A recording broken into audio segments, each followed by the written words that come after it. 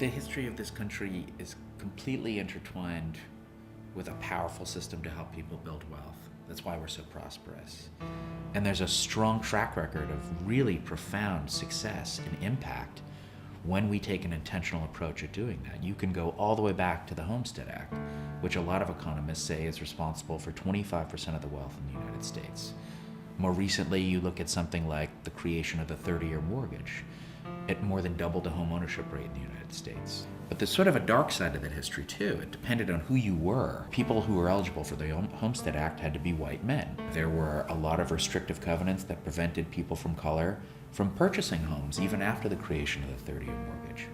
So the legacy of this is a profound imbalance in who has wealth in this country and who doesn't. People can be very motivated, but they also need opportunities, and that's what our lawmakers are there for. EARN is really in a position as an expert to influence public policy at the state and the federal level. And we think it's really relevant to understand what motivates people to save in the first place, what are some of the barriers, and then also what can keep them saving long term. Since we have experience with what those challenges are and how our low-income clients have navigated that, we can really serve as a voice of expertise so that not only low-income families but also middle-income families can also benefit.